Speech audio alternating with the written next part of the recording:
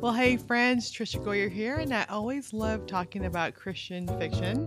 And it's always super fun when you start a book and it immediately starts off with a bang and a chase and all kinds of interesting things, which is what we're going to be talking about today. But first, before we jump into the book, let me introduce the author. So we have Angela Carlisle here. Angela, welcome, and just start by telling us a little bit about yourself. Thanks, Trisha. So Secondary Target's my debut novel, but I am also a writer and editor for my day job. I work for a Christian ministry. Anybody who knows me very well knows I absolutely love tea, and I do have a cup with me and a backup cup and pot as well. So that's awesome. So those are two of the more interesting things about me. I love that. Okay, let's talk about Secondary Target. I love it. So right from the beginning, we have a character, Karina, who is in the middle of a crisis. And since it's the first chapter, we could just talk about there's someone that's trying to break in, or so they seem, and then it switches to the point of view of the guy across the street. But he's not just an ordinary guy across the street. He's her ex. And he finds himself getting in the middle of the danger. So we have romance, we have the suspense, there's danger, there's a dog, which we all love a dog going on. So tell us why you came up with this idea for this novel. So Secondary Target, I actually started writing it about 8 years ago. So some of the details of how and why are a little blurry at this point. Yeah, that's fine. But it was one of those that sounds a little cliche, but I had a dream after having a conversation with my brother about something going on in the news, and sparked the idea of Karina, who is carrying some hidden guilt and totally rerouted big pieces of her life. But then I love suspense, and so all of that came into play as well. And tell us about Bryce too, because he is a complicated character, but immediately lovable. So tell us about him. So Bryce is just out of the Army. He had been in the reserves and then re-upped for active duty, and he's been gone for years. So he just moved back in. As far as he's aware, Karina does not live in town anymore. Obviously, she does. And she is also not aware that he's back. And right across the street from her father's, where she is staying while her home's being remodeled. So, they get thrown together pretty quickly when Karina and her father's security alarms go off, waking up anybody in the neighborhood. Yes. And then she's in her pajamas trying to get her dog to come back in, and then he sees her, and oh no, we know that there's going to be what I love about stories like this is you know that there's a past, but it starts immediately in the danger, and then as it goes along, the past unfolds. I also love his sister, who happened to know that Karina was staying with the dad when she says, "Oh, she's not living there." Technically she wasn't living there, and the sister is hilarious because she eats his ice cream, and she just doesn't happen to mention that his ex is now right across the street, so she's a fun character. Yeah, people tend to really love Allie, and she's one of my favorites too. Yeah. So you talked about, this journey started 8 years ago.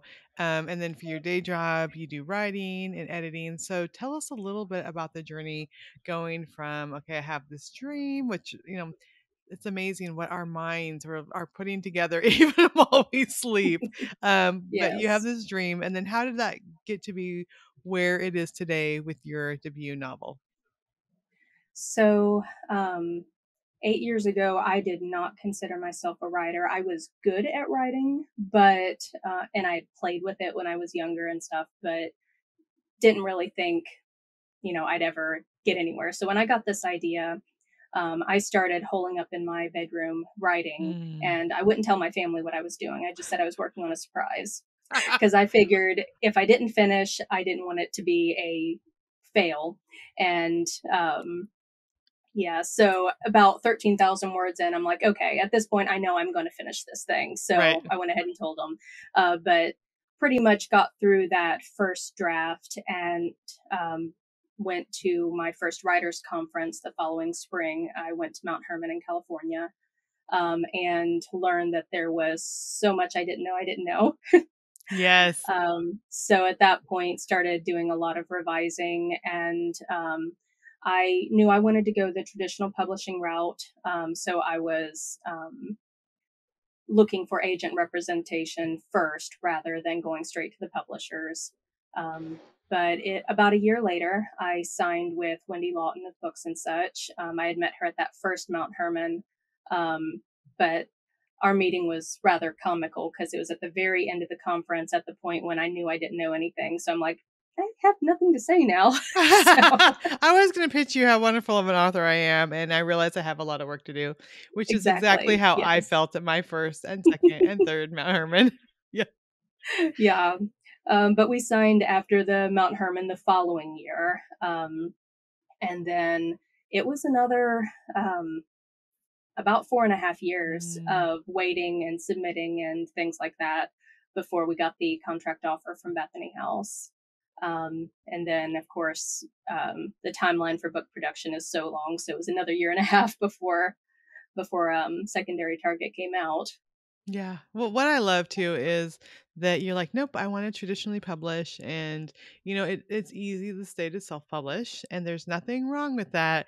But I will say congratulations because Bethany House is like one of the best publishers when it comes to Christian fiction, and so to get a book published for those who aren't familiar with Bethany House is like tough. So, did you ever get discouraged in the process thinking, oh, maybe I shouldn't pursue this, or maybe I should just try to self publish? Or what were your thoughts along that journey? So I didn't really look at self-publishing because I knew that it can be done well, but you have Hmm. to know how to do it well. Right. Um, and I didn't want that responsibility, and I didn't want to put out a book that wasn't done well. Hmm. So yeah, I learned things about self-publishing, but not that I intended to use anytime soon. Right. um, but as far as the waiting, it was a long time, which is normal. Hmm. If you'd have told me at that very first writers conference that there was a good chance I wouldn't be published for another 7 years, yeah, I might have gotten discouraged at that point. But once I was in, I was hooked. Right. So um, yeah, there came a point, maybe about a year before um, we got the contract offer, that I had emailed my agent thinking and was like, I've got this other book finished. If we want to shop that instead, maybe put this one in our back pocket, because even if it never sells, I learned a lot. So I Hmm. don't feel like it was a waste.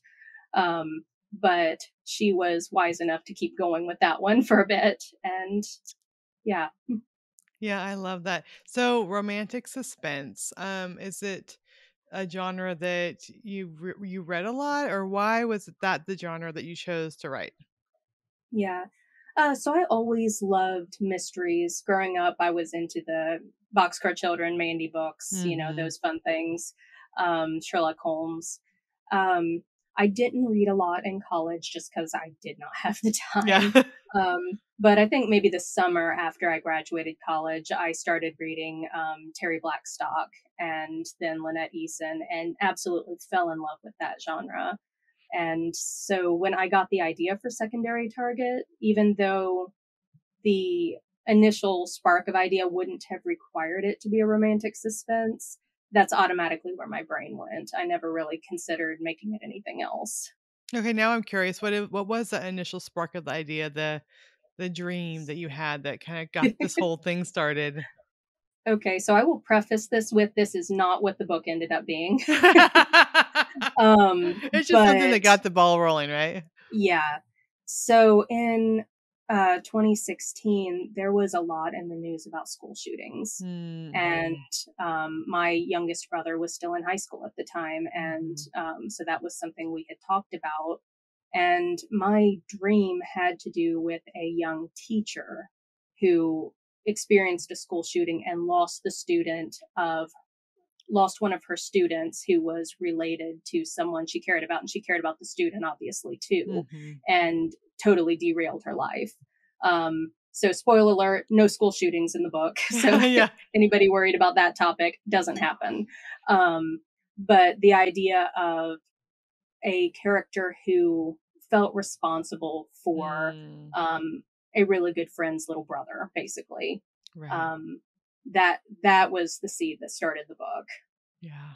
And I love that those little ideas, kind of going back to the emotion of it or like the Mhm. situation of it is really um, what sparks. And even when I teach at writers conferences, I always talk about, when we have an emotional connection to the situation in the story, that's what really makes a book come to life. And for you to get an agent, which is also not easy, at your second conference tells you there was something in that idea that you felt that you had Mhm. an emotional connection to. So talk a little bit about that. And I know like hopefully you didn't live through any of the situations that are happening in the book, but what type of just how has your life experiences helped you deal with kind of the themes of this book?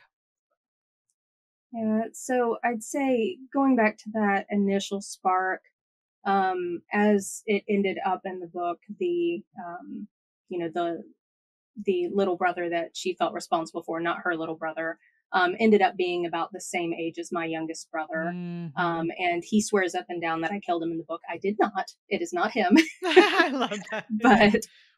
But um, he we're and there's enough of an age difference between the two of us that he's always considered me kind of a second mom. I've always kind of Yeah, considered right. him my kid, even though obviously he's my brother, not my child. And so I think that emotional thought of losing him Hmm. might have tied into it some, because that would devastate me, um, now or then. Right. But also a lot of what Karina deals with, spiritually, has to do with feeling like God has left her alone to deal Mm. with her problems. And I had dealt with a situation kind of like that when I was in college. I knew God hadn't left me. Right. Um, I knew enough scripture, and my faith was strong enough to believe, no, He's going to carry me through it. But at the same time, I had those emotions of, but He's not there. Mhm. What's going on? Mhm. And I imagine that came through in the book as well. By the time I wrote Secondary Target, I was past that, thankfully, and had regained my peace and joy and everything. But it was still something fairly fresh in my mind. Right. Yeah, and it is that and I think that is a good thing to bring up. We all have that battle like we know God is in control and he has good plans for us. At the same time, hard stuff happens to us. Yeah, And I think that that's why we emotionally connect with books or movies is because we are trying to reconcile a good God, a loving God with man. Sometimes really hard stuff just happens in our lives. And when we can kind of explore those things in fiction, when we can show characters struggling, when we can show broken relationships and how people and try to push each other away, but truly they're just trying to deal with the hurt and the situations in life. yeah, That's what makes good fiction. And if it doesn't have that emotional connection, it's just exciting things happening on the page. And my family always jokes because anytime there's an action movie, I just fall asleep because there's just stuff blowing up and people running and if I'm not emotionally connected to the people, it's just movement. And it can be yeah, the same thing with some books. But yours was great. I'm not all the way done yet, but I'm really enjoying it because it's very clear from the very first chapter that there is brokenness and there is things that have happened in the past, and as we go along they unfold of things that did happen, but it's not like this people with chips on the shoulder trying to take out the bad guys. It's like broken people, and suddenly, why are we in these situations? And I really enjoyed that, so I appreciate that. I'm glad you're enjoying it. All right, so I have to know Are there gonna be more books? Secondary Target just released, and I know Mhm. sometimes every after a book releases, it's like, "Guys, I just finished this one, like, give me some space." But, will there be more books in series, or what's gonna be happening with that? Yes, I'm working on book 2 right now. It's going to be a 3-book series. The main character in book 2 is Bryce's sister Allie, so you will Oh, see I more of was her. hoping you were gonna say that. Yes, Allie, and then a certain police officer that keeps showing up in the book. That will be Hmm. their story.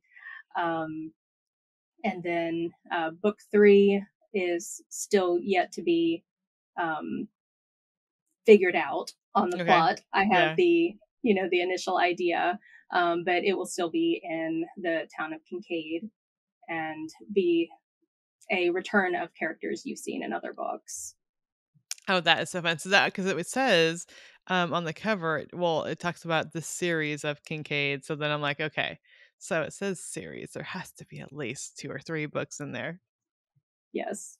Yeah, we're going for 3, and I am working on Allie's story now, trying to keep that girl alive. Oh my goodness, I could imagine. She's a little spitfire, so this is gonna be fun. This is gonna be fun. Yeah. Yeah, she cracked me up many times in the book. I had some laugh out loud moments with Allie. Like when she took a bite of his ice cream, he's like, "That's mine." She's like, "Debatable." And I'm like, "Oh my goodness, she has a little sass in her, this Yes, one." she is your classic little sister and not ashamed of it. No, that is so good. All right, so, I always love how, I mean, with the first book, you talk about 8 years, and it's a process, and you're pitching it and thinking of it and learning it, and then you get a contract, and then we're like, "Okay, we have to do the next one."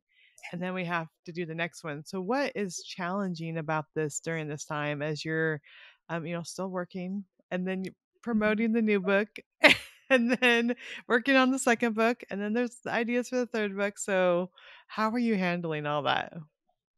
So, I'll be honest, it is rough right now. Mhm. It trying to have the time and energy to get Mhm. words on the page, especially right now. I'm, just almost 2 weeks out from release. Right. It's So, doing hot off the things for book presses. one. Yeah. Um, but I also have chronic health issues. So, Mm. by the time I get done with work, usually I am pretty tired. So I come home and I'm like, I need to get words in, and I eat dinner, and then I'm like, I need to go to bed, you know? Yeah. So, words are going down, but I'm having to fight for them. Mhm. Yeah, and I think that's I mean, I haven't talked to an author yet that's like, "Oh, it's just a breeze. It's just they just appear. I don't even know where they came from. All the words just show up, and we Right. never have to struggle." But chronic health issues definitely would be, and a full-time job would be would be added to that. But the cool thing is that I mean, I even glanced over on Amazon, and there's tons of great reviews. People are excited about it. So I bet that gives you some encouragement too to like, okay, readers really resonated with this. They're enjoying the book. They're loving the story. So that, does that give you encouragement as you work on the next book? It is very encouraging. I mean, there's always that little bit of they really liked it. Now I don't want to disappoint them, Right. but It's those two sides. Like, but yeah. yeah, but the reception has been extremely encouraging, and then of course the support from other writers and people that I've made friends with over those 8 years. Hmm. It's been a very good experience. I love that. And I think one thing that I always tell people is, when we get writing, I think we initially like go to a writer's conference wanting to connect with the editors or the agents. But Mhm. often it's the other authors that have really, they make the most impact on us. So talk a little bit about that because I know as a writer, the journey is not easy, but to have other people there who understand, who cheer us on really makes a big difference. Yeah. In some ways, becoming part of the writing community has really changed my life. Mm. I mean, I'm still in kind of a shy person. Um, and sometimes, when I'm trying to talk with somebody, even one on one, my brain just goes, I'm not going to think. We'll just go Right. blank. But, um, But when I started coming to the conferences, my first time at Mount Hermon, I felt like I was coming home. Mhm. Like immediately when I left and got back to my actual home, I was homesick for the people in the place. And I've met so many wonderful people that have encouraged me, people who have helped me get better at writing. And my I have a small writing group now. There's four of us. We call ourselves the Masters of Mayhem or Mayhemers. I love that. So if you ever see us together at a conference, we might have that on our badge. But you know, those ladies are my best friends, and Mhm. I've I've thought, if I had never reached the point of publication, if I, had written, never found a publisher, my journey toward into writing would have been worth it for the friends that have come out of it. It's been absolutely amazing. Yeah, I love that, and I remember the first time I went to a writers conference, I was a young mom, 3 kids at home, and it was like I found my people in a way Hmm. that I couldn't explain before. Because it's like you didn't even know what you were missing until you found it. It's like, Yes. "Whoa, we could talk about plot and ideas and stories and themes and share our hearts Hmm. and then help each other," and I think that's been an amazing thing about the Christian writing community too. The way people support each other, encourage each other, cheer each other on, plot together, give Yeah. ideas. I mean, there's not competition, at least the people that I hang around with, there's not competition. It really Hmm. is like when we lift each other up, we all rise and we all um, grow closer to each other.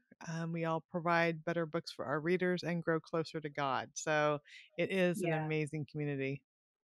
I have definitely seen that for sure. I sometimes will, see people on the internet talking about, writers leaving anonymous bad reviews for other authors to bring their ratings down or, things like that. And the Christian community is so much the opposite. It's everybody Mhm. wants everybody else to succeed. And, if somebody's having a hard time, the other people will jump in and be like, "Hey, have you seen her book? It's awesome." Or, Yeah. it's very supportive and just people praying for each other. That's Mhm. huge. Yeah, I love that. Okay, so I know when we sit down and write, we are often thinking of the reader and thinking of, the book we're going to produce for them, and then we are changed in the writing of a book. God speaks to our hearts, God heals our hearts, God opens our eyes to different situations. So what has your spiritual journey been like as you have worked on not only the first book, but as you continue to write? I feel it's kind of hard to go into, but I feel like my faith has strengthened over the past couple years. Writing and such. Some of that is from being in that amazing writers community Mhm. and seeing people from a lot of times you spend a lot of time with people that are maybe from your own denomination or similar background, Mhm. and being at a conference with other Christian writers just from about any denomination you can think of, all worshiping Jesus together. Yes. And that has been an amazing experience. But there's been a, I don't know if you would say, a stabilization of my faith. Mhm. Of, I tend to be somebody who worries a lot about things, um, and it's very internal.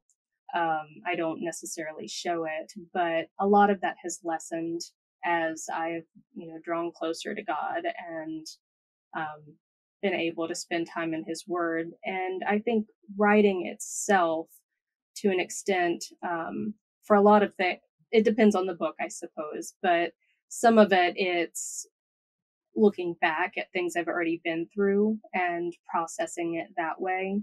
And then there's things in Allie's story that are similar to things I'm going through now. And so I'm like, well, this is how I'm responding to that. And I see Allie doing something similar. She's a Yes. lot like me in a lot of Yeah. ways, except I'm not the extrovert she is. You could, like, put I don't all know. your extrovert through the character and let her say all the Yes, things. she is much more of an extrovert, better at the one-liners, all that fun stuff. But yeah, it's interesting how sometimes the timing of our stories intersect with real life and our faith journeys. Oh, yeah. Pretty much people say, "I'm so glad you have that in the book," and it's like, "That's because I lived through it," right? It's because I've had Yeah. those questions, or I've had those fears, or Mhm. we might not have people chasing us and trying to, um, you know, ram into our car and knock us off the road, but a lot of the Yeah, emotions very are the glad I'm not same. dealing with that. Exactly. We don't wanna have to live those kind of things out. No. But yeah, some of the stuff popping up for Allie, and have had this planned for a long time, and now some of that's popping up in my life, and I'm like, that's not the way this works. Right, exactly. It was for my character. Allie's not actually going to have that issue. She thinks she is, but she's not. So I should not. Right, yeah. I Yeah. didn't want personal experience. No, but, it's amazing how that works sometimes. Like, God Yeah. knows what we need or know or we need for even for our books, I guess. Yeah. So, one thing I love to ask is what are some Christian novels that you've enjoyed? They could be things you've read recently, they could be old-time favorites, but our listeners will always love to hear what other writers are reading. Yeah, so I do read a lot. Right now, I'm doing a lot of audiobooks because it's easier to Mhm. do, when I'm doing something else. But I'd say a couple of my favorites. Um, Lynn Blackburn's Malicious Intent Mm. came. That one's a couple years old now, but that is one of my favorite books. Um, I really love that story. And oh, let's And I haven't see. read that yet, so I'm like, I should find that one. Yeah, I've realized, and this is odd, but in three-book series, a lot of times my favorite book is book two, and it holds true for that one. Um, Wow. that's this odd second in the series, and just that's the one I love most. See that Lynette Eason's Oath of Honor, Mm. starting off. That was the I can't remember for sure the name of the series now, but Um, that was one that I've read several times. Um, yeah, let's see. Terry Blackstock's If I Run series. Yeah, yeah. I like those quite a And the bit. covers are so cool on those. Yeah, the way they fit together. Mhm. So I could keep going, but those are three of my Yeah. favorites. That's great. So, as we wrap it up, I have 2 questions. First, what is your favorite kind of tea? And second, what advice do you have for someone that's maybe considering writing, but think, I don't know if I can do it." So favorite kind of tea right now, I would say it is an Assam, which is a highly caffeinated black tea from the Assam region of India, with some spearmint and fresh ginger Okay, added. that sounds I, amazing. yeah, and I do loose leaf, so I mix and match things as I Mhm. please. So that's probably my favorite right now. Um, but advice for someone considering writing, I mean, knowing ahead of time that it is a big commitment, but also that it's doable. It's not this huge enigma out there, just like, only certain people can do this. No, um, it's achievable, but it's going to be a lot of work, a lot of time, probably longer than you think. Mhm. Um, so keep that in mind. But if you're able to go to a conference, there's online ones too. My personal preference is the in person because you make those connections with Yes. other writers and you can carry those through online relationships, but there's something special about being there in person and always be ready to learn. No matter how good of a writer you are starting off, you've got a lot to learn, and that's okay. Learning is good for us, Yes. and hopefully you'll be doing it your whole life. That's right, and it's just you get to learn about fun things, like learn about Mhm. handguns and I don't know, weapons, I don't know. Depends what genre you write in. It But, does, yeah. but yeah, I can say I did a little research along that line and had fun. Yeah, I know, it is so interesting, like, all these fascinating things.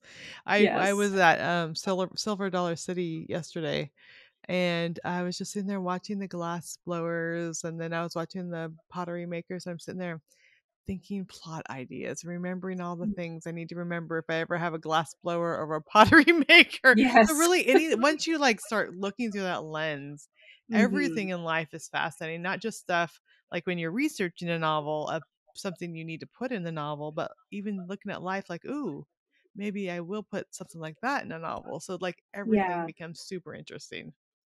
Yeah, and I find that when I'm writing, sometimes those just random details, maybe that I wasn't even looking for them as writing things, but they stuck in my head. I'm like, "Oh, this works really well right here." Yeah. I love it. Well, the book again, and the cover is amazing, by the way. It looks so good, and I'm listening to the audiobook, and they did a great job on Mhm. that. So it's Secondary Target, Angela Carlisle, and it's the Secrets of Kincaid series. I have it here on my audiobook. I could hold it up. Do you have a copy of the book I for the do. video? Let's Okay, see. yeah, Here we the go. cover is Can't tell if it's backwards or gorgeous. not, but It's not backwards to me, so it looks really okay, well, good. there we go. Yeah. So Yeah, I Angela, love what Bethany else did. oh, they did the cover is gorgeous, like, it's just amazing.